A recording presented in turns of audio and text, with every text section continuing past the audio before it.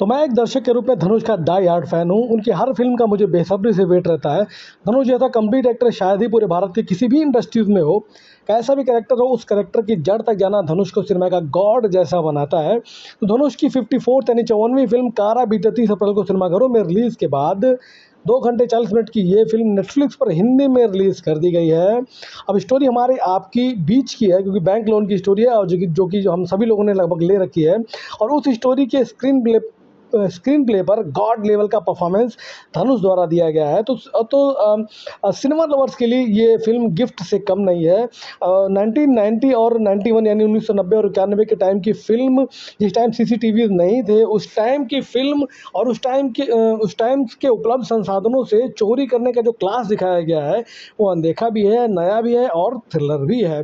तो एक pure cinema है, हर रेटिंग, हर रिव्यू से ऊपर उठकर एक कंप्लीट फैमिली सिनेमा है, जिसमें एक्शन, इमोशन, थ्रिलर, क्राइम सब का कॉम्बिनेशन है ये फ़िल्म। तो ये संभव हो पाया है फ़िल्म के राइटर और डायरेक्टर विघ्नेश राजा की सोच और धनुष की एक्टिंग की वजह से।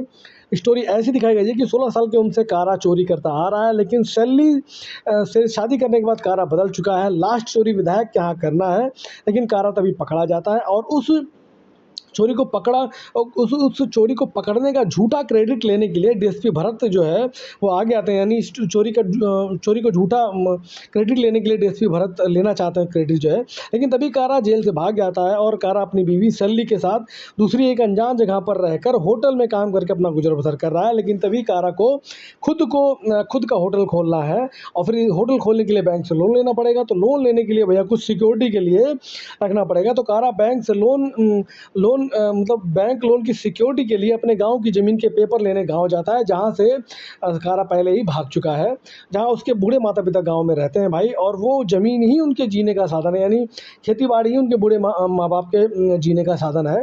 तो गाँव पहुँचने पर कारा को पता लगता है कि ज़मीन तो पहले ही उनके माँ बाप ने बैंक के पास गिरवी रखी है और किस्तें ना चुकाने पर बैंक जो है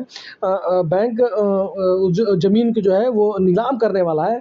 ऐसे ही बैंक पूरे गांव की ज़मीन को नीलाम करने वाला है। यानी जिस पैसे के लिए कारा गांव गया था, जो पैसे थे वो ज़मीन के कागज़ के बदले मिलने वाले थे, वो कागज़ जो है वो बैंक के पास गिरवी रखे हैं। यानी कारा एक ऐसे चक्रव्यूह में फंसता है जिसमें से निकलना बहुत कठिन है। यानी चारों तरफ से फंसने के बाद उसे फिर से वही चोरी वाला ही जो है फॉर्मूला फिर से समझ में आता है। यानी चोरी के दलदल में उसे फिर से उतरना पड़ता है, जहाँ डीएसपी भरत पहले ही अपनी बेइज्जती का बदला लेने के लिए कारा को रंगे हाथों पकड़ने के लिए घात लगाए बैठे हैं। तो क्या कारा इस बैंक के जंजाल से, ज़मीन के जंजाल से, पुलिस के जंजाल से निकल पाएगा, यही देखना है। तो ये बहुत थोड़ी सी स्टोरी मैंने आपको बताई है।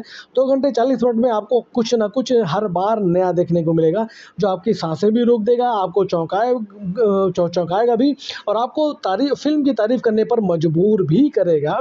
तो इस फ़िल्म के डायरेक्शन, म्यूज़िक, वर्ल्ड क्लास की एक्टिंग और पुराने टाइम का पूरा सेटअप और इन सभी के ऊपर धनुष का होना फ़िल्म को एक गिफ्ट जैसा बनाता है।